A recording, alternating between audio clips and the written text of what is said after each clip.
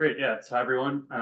Yeah, so I'm going to go a little over NP2 2.0, and I'll spend, I think, most of the time on just practicalities with your recording setup and recording insertions, etc. So to start with 2.0, I think I'll just highlight real quick the major differences between 2.0 and 1.0. So we have here diagrams. This is from the 2.0 paper. This is the pre-commercial 2.0 Pro, but it's largely similar. So the major differences are, the first thing you'll notice is that there are 4 shanks on the 2.0 probe. There's also a 1-shank version. The base of the 2.0 probe is smaller, as is the head stage. And when you look at the electrode site spacing, rather than this sort of grid pattern with 20 micron spacing between the sites and the 1.0 probes, in the 2.0 probes, you have these 2 columns of sites, and they're denser with 15 micron spacing. One nice advantage of 2.0 is that the head stages, with how much more miniaturized everything is, the head stages have space for 2 probes, so you can do a 2-probe insertion taking up relatively little space. Yeah, so let me talk about some of the advantages that all these changes confer to the 2.0 probes. Yeah, so let me first just say that this is the commercial probe. So on the previous slide, those are the pre-commercial. So the only difference is here that the base is even smaller, the head stage is even smaller, and you can see like and zoom in image of the sites and the tip site here for internal referencing. To talk about the 1.0 versus 2.0 advantages first. So yeah, the 1.0, the one thing that it has is that at the densest configuration, it has a greater Z-span. So it's 3.84 millimeters along the 1 shank. And so that's nice when you're trying to go through a lot of regions at once, deep into the brain. You can record from a large span. With the 2.0, you have the same number of sites, so 384, or it's the same number of channels, 384 channels.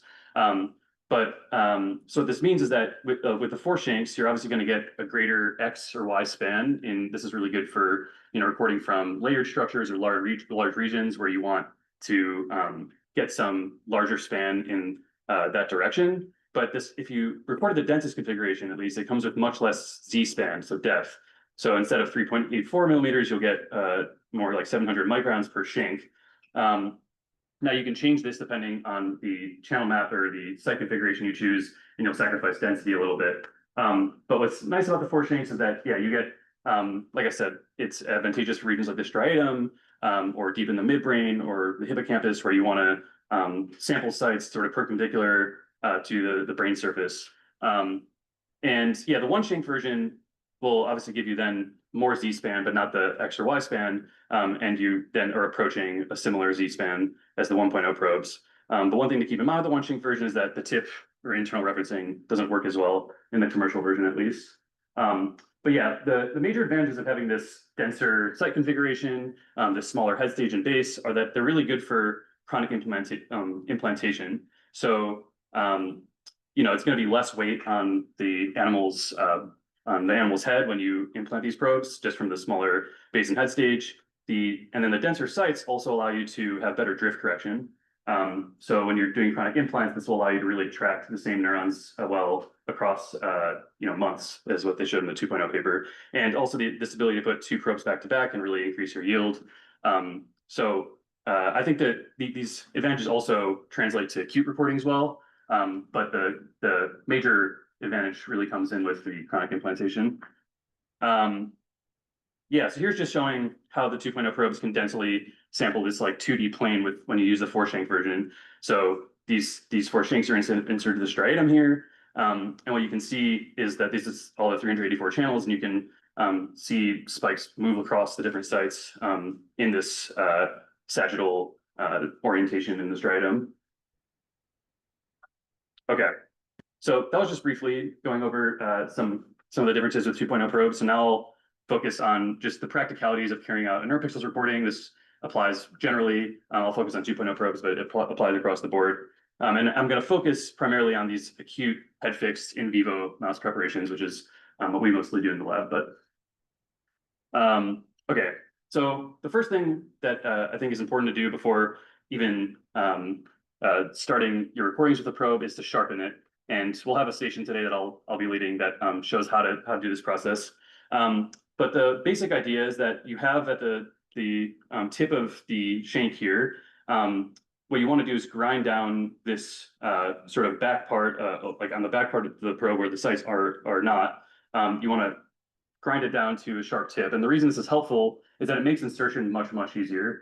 And this is especially true with the four-shank probes, where it's essentially 4 times as hard to insert the probe if you have maybe a little dura left over from the craniotomy, or you're recording from the same craniotomy a lot of times in a row. You're going to have a harder time inserting the probe if it's not sharpened. And so the process, which we'll see later today, is essentially you have this grinder, this Narushika grinder, and you just slowly lower the probe onto it, and then the grinder will just, over the span of like 10, 15 minutes at different speeds, you can get it to grind down this tip. And then what you should see under a microscope then is that it's nice and sharpened, and this should last then for the life of the probe. So it's a pretty easy process, and yeah, we have a protocol for it, and I'll show it later today. So next thing to keep in mind is grounding and referencing. So here there are really 2 major options you have. There's external referencing and internal referencing.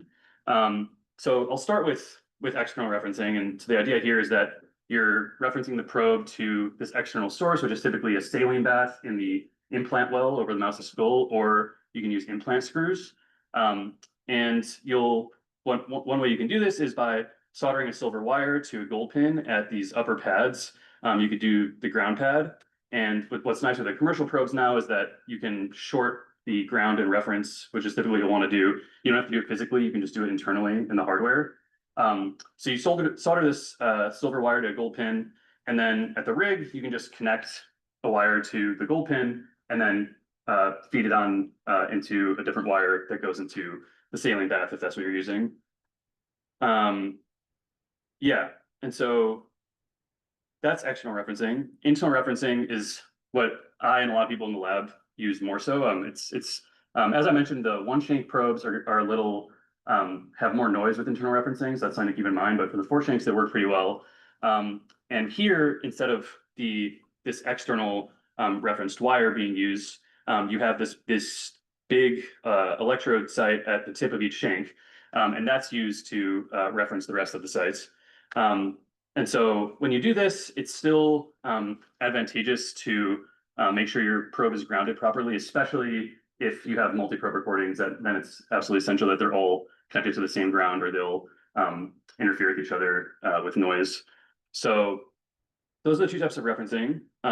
And some other things just to keep in mind when it comes to ground referencing is that it's important to make sure your animal is properly isolated. So you've probably already seen examples of this at the Allen Institute and how they do it. We'll see it in our lab today as well. But major things here to make sure that the animal, is sitting in a plastic tube away from different noise components, electrical noise components.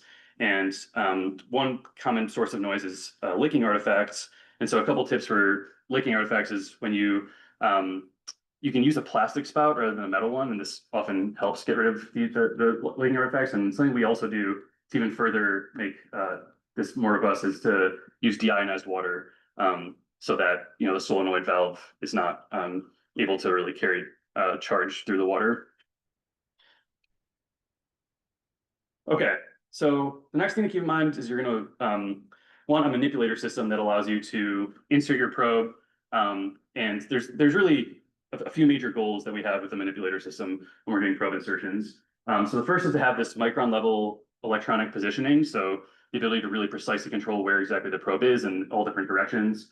You want to make sure the probe is going to be held with high stability, so it's not going to move on you unexpectedly. It's not going to be drifting in the brain and possibly causing probes to break that way. You're going to want to be able to have defined insertion and withdrawal speeds, and you want to have the ability to move in 3 directions, but also be able to adjust your angle however you like. And so at the Allen, you probably saw this really nice setup with new scale manipulator systems. And in our lab, we have Sensipex, which is a different company. They both work really well. And so you'll see another example of how these manipulator systems work. But yes, keep in mind. So something I want to show here then is, so how do you actually mount the probe onto the manipulator system? So the manipulator systems can hold these rods that the probe is held onto, and the commercial probes now come with these dovetails, which are you can then slide onto the rod and tighten with the screw. They come with the dovetails already attached, which is really nice because before you had to, put the dovetail on yourself with Metabond. So this makes it pretty easy, and then once you have this rod, you can just very easily hold the probe in the manipulator system and move it however you want. Okay, so to actually do your insertions, you're going to need to open up craniotomies in the brain in some way. So at the Allen, they do this shield implant, which you saw, which is like a really effective way, especially when doing many probes at once. But a lot of smaller individual labs do, including ourselves, is these small manual craniotomies. And so the process of this is typically on either like the morning of the day you want to record is the most ideal, but also you can do it like the day before. Use a handheld drill, and you very carefully create this small craniotomy where you can drill in a circle and just very slowly drill away the skull until the piece of skull will just come off. And so once you have your craniotomies, there's a couple major ways to protect or cover them. The one I would definitely recommend that's the most effective at actually sealing the craniotomy and keeping the health of the craniotomy as long as possible is Duragel, which is also it's this from the Dow chemical company. It's called Dowsil 4680. You can order it online. But this is a gel that will really effectively protect the craniotomy, assuming that the craniotomy itself was successful and didn't have much bleeding or debris. And what's good about it is that if you want to do a lot of insertions at the same craniotomy in the same area, it'll really keep the integrity of the craniotomy much longer. So you can even for weeks be doing insertions at the same area. Another option, if you don't want to use Duragel, and I think this is especially more helpful if, let's say, your craniotomy didn't go as well as planned and you had, like I said, bleeding or debris, then Duragel can kind of get gunked up in there and it's a little harder to use. So you can also just cover craniotomies with quick cast, and the disadvantage of this is that it's not going to protect the craniotomy as long. In particular, the dura is going to reform more quickly to protect the brain with quick cast. And so typically if you use quick cast, you won't really be able to insert more than a week on average. So yeah, and then in general, it's a good idea to just fill your implant well with saline when you're recording. So especially if you use quick cast and there's nothing actually covering the brain other than when you take the quick cast off, you'll need that to make sure that it's not just exposed and drying up. And it's also for external referencing, it's a common way to reference. But I think it's still even helpful if you have the Duragel there and you're using internal referencing, because when you have the saline above the implant well, when you're inserting the probe, you'll be able to assess the signal more clearly in the initial part of the insertion when you're getting into the surface of the brain to tell where you see the first spikes. And this helps assess what depth you're going to. If a lot of the electrode sites are still in air, it can really be pretty noisy until you get enough of the sites deeper into the brain. So that's just something I would generally recommend. And for the coding, Acute, yeah. do you have any for the chronic? Advice just generally about chronic. I've not done chronic recordings much myself, so maybe someone else can chime in more. But I think, yeah, I mean, I think some of these principles won't apply as much because you're keeping the probe in there, and so you don't have to worry as much about repeated insertion with dura reforming. Yeah. There was a talk on ground insertion anyway. I don't think they talk about ground. Okay. I think most people just use a skull screw for. Yeah. They use a skull screw for grounding in phonic recording. Yeah. So that you connect that to the ground wire of the ground pad of the probe. And they also use the filter. Yeah. You can still use virtual. Just like cover. Yeah.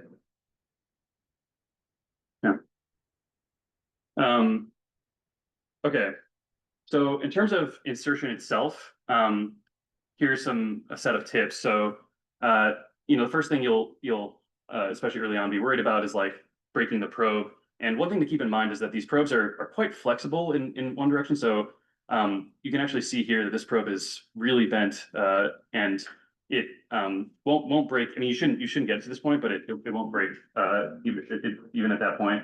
But in general, slower deflections are better than like faster ones. That's much more likely to break it. And I think the lateral deflections, it has less flex than along the other axis.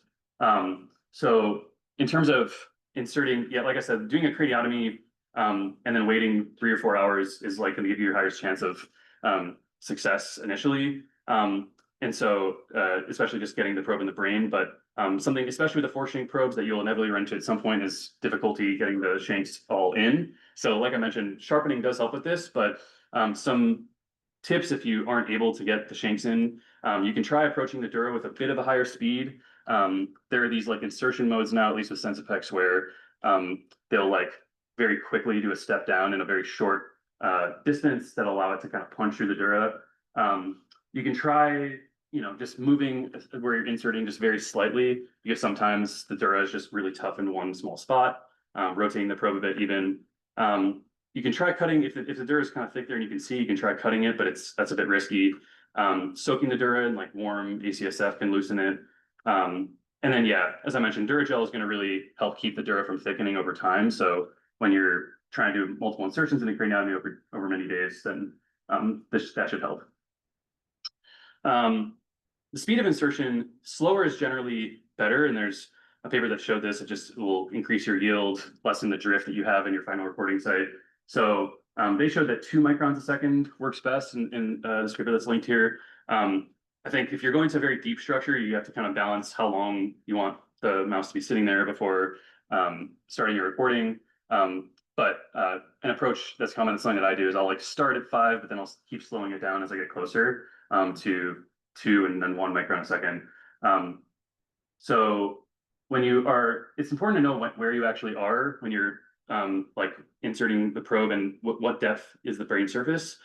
This is a little hard to see through the microscope. So one thing that can be helpful is to look at deflections in LFP, or to look at where you see the very first spikes, and you can then zero your manipulator when you think you've reached the surface of the brain to really know what depth you're going to. Once you're actually inserting along the depth, you don't want to move the probe in any other axes, and it's actually helpful to just inactivate the other axes in the manipulator in case you accidentally move one of the other ones, because that could lead to the probe breaking.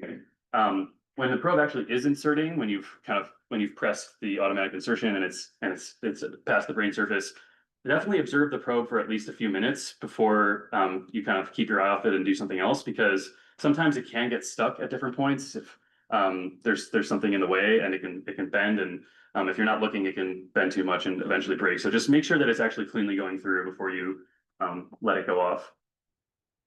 When you actually reach the end of your recording depth, or when you reach the final recording depth, something I always do is go 100 microns past where you actually want to go, and then retract it slowly back 100 microns. And this just helps sort of release tension, and it'll increase the recording stability that you have.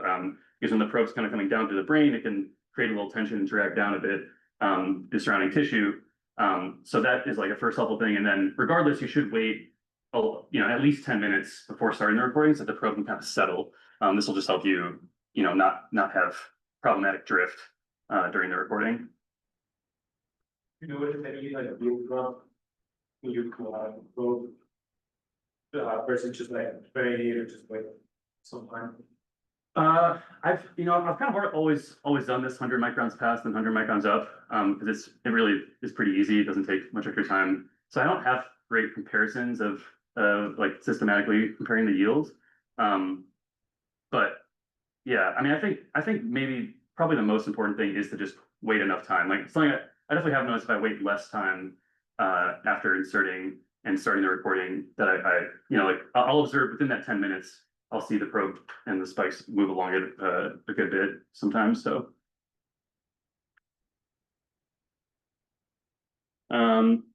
yeah, okay. So to talk about breaking a probe, I already kind of mentioned this, the deflection, how much it has. I think something in general to keep in mind with breaking probes is that you just want to make sure that essentially the most common way probes break is if something moves that you don't think is going to move. So this can be if you didn't fasten something in your manipulator well enough, and then all of a sudden it's swung out.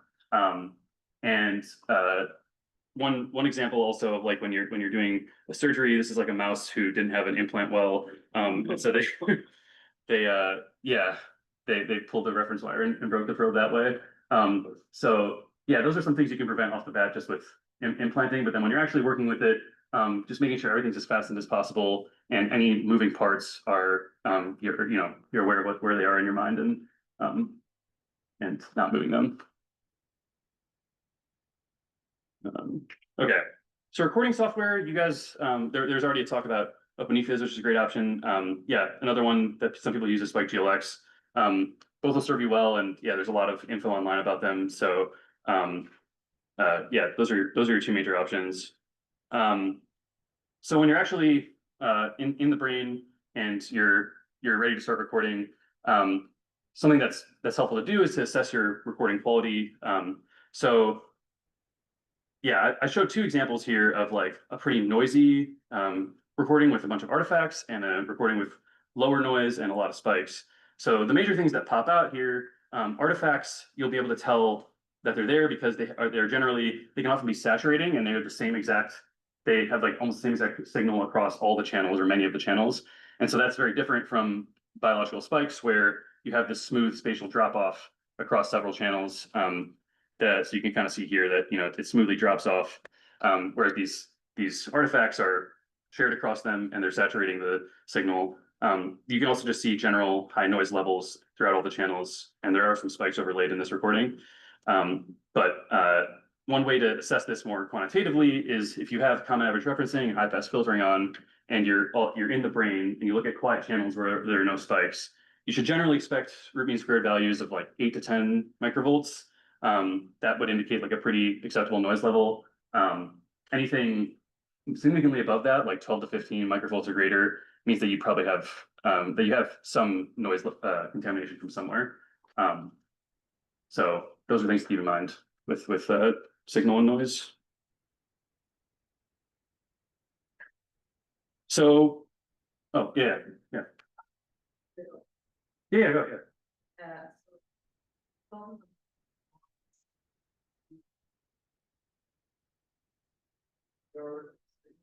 no, because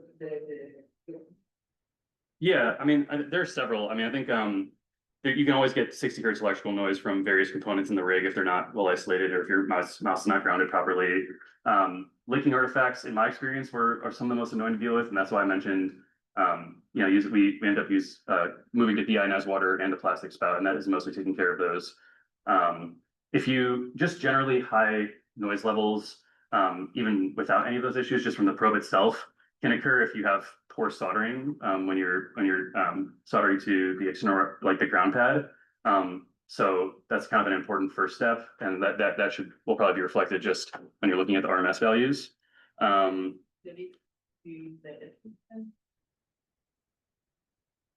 Oh, for leak detection, the leaks is why they create.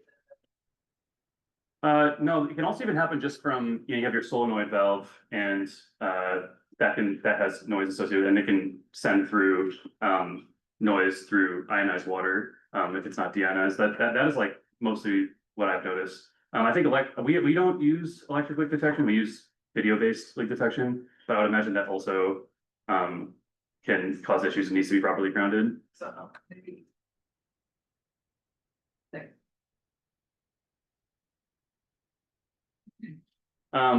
Okay, so for the four-shank, the 2.0 probes, you have a lot of options for site selection. And so I'm not going to go into super nitty-gritty here, but the general idea is that you have 384 channels. Each of the channels is mapped to a set of sites. And so what that means is that you have a lot of flexibility in which sites you can choose, but it's not unlimited because there's a fixed mapping of the channels to the sites. So just some like common configurations that are used. I mean, the simplest and most effective often is just the full density configuration where you have that 700 micron span, but you have the full density of sites just at the very tip of the shanks. Another common one we use in the lab if we want to get a little more recording span in the Z direction is just a half density double length. So there, instead of having all the sites in both columns recording, you have one column and then the other column recording. And so that'll give you double span, but you sacrifice density, which will inevitably, lead to pore isolation and can also, decrease your yield a bit. So it's always a trade-off.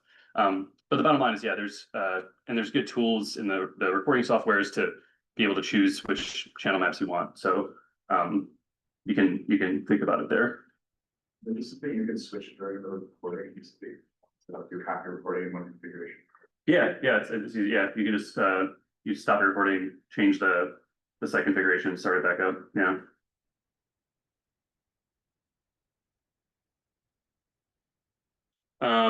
Okay, so after you've done your insertion, well, I should say before you've done your insertion, you want to be thinking about how you're going to be able to see where the probe was post hoc.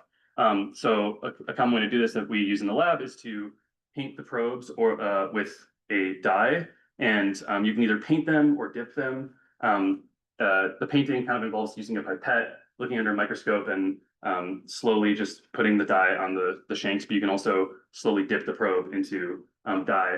So the two dyes that are good to use if you're going to do iDisco and clear the brain afterward, and then do something like light chain imaging or serial 2P tomography, is CM dye I or CM dye D. So it's important to get these versions because these actually won't get destroyed by the iDisco clearing process.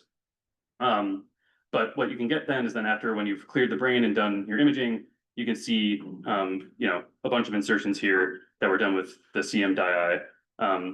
Make sure you put enough of the dye on the shanks, but yeah, you can get a nice way to track it, and then you can use some software to just click along the probe and see where the probe was inserted.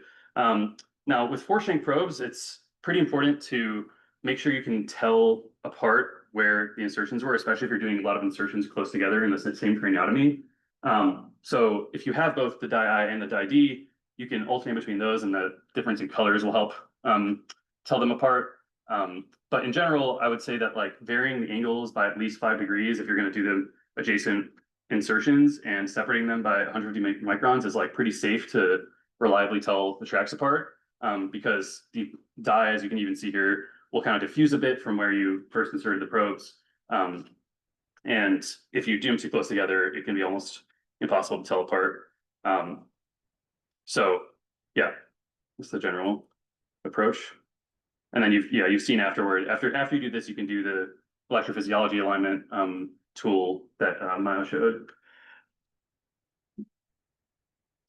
Okay, so once you're done with your recording, the general way to take care of your probes, in general, it's good to have some sort of mounting system for your probes when they're just being stored. So you'll see an example in our lab today, these 3D printed parts that'll hold the probe stably. And then you can use vials that either have turgozyme or water in them. So it's helpful to first put it into this enzymatic cleaner turgozyme for at least 30 minutes because you're going to get a bunch of gunk from the tissue often that comes onto the shanks. And so you first put it in turgozyme, and then afterward, you can put it in water to sort of rinse the turgozyme out. Now, if you use Duragel, it's pretty common for at some point Duragel to really harden up on the shanks, and turgozyme is often not effective at getting that off completely. So there is this, if you ever run into that, there's this other chemical called Dowsil DS 2025, which will dissolve the Duragel really quickly. Yeah. Water. Hmm? What water? The rate.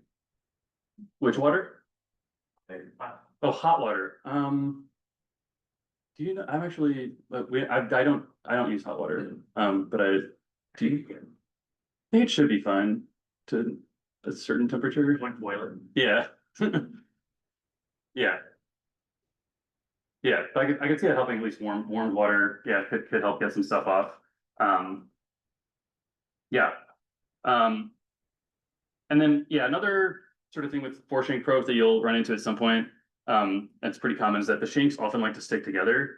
So there are some tips to deal with this in the list of resources I have at the end. One tip I have is sometimes this will happen even just when you pull the probe out of the water when you're ready to take it over to your rig.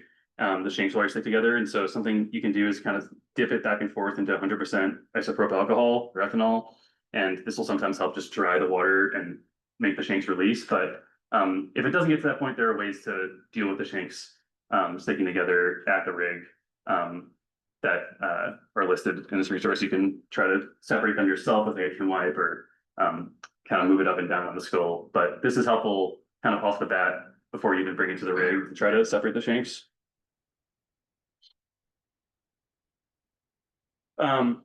Okay, so yeah, post-processing with histology and spike sorting. So what a lot of us do is if you're using the 4-shank probes, separately sorting each shank, often we've just found helps improve yield. So you just have a separate channel map for each shank, and then you can do a median subtraction across them to remove shared noise.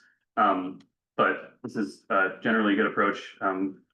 And for the EFIS alignment part, something that's important to keep in mind is that when you're using the dense 4-shank channel maps, so where they only have 700 microns along their recording site depth, it can actually be pretty tricky to do EFIS alignment in these cases, especially if you're, let's say, just like deep somewhere in the striatum where all the sites are in the striatum and you don't actually really have any like electrophysiological landmarks to go off of. And so for recordings like this, it can be helpful, and something we've started to do in the lab is to, at the very end of your recording or in the beginning, if you want, you can choose a less dense, much larger span channel map and just record with it for like 5 or 10 minutes. That will actually, go across a span that ideally is all the way to the surface of the brain. And this way you can then see, the structure, the borders between cortex and hippocampus, let's say, or just in general borders between structures or white matter tracts that are really the helpful landmarks that help you align your sites to the EFIS. And the final thing I'd say is, yeah, simple, but it's easy to forget early on is just make sure you keep in mind which orientation your shanks are in when you're inserting. So when you're looking at the electrode sites, the shank orientation is 0, 1, 2, 3. And yeah, it can just be easy to forget that. And then all of a sudden you aren't sure which shank was where. So important to just write that in your notes. Yeah, so that's it. There's a couple resources here that go through a lot of this, like more practical tips at this GitHub page, and then just the manuals and the NeuroPixel site that go into a lot more detail. So definitely check those out. And yeah, about to take questions.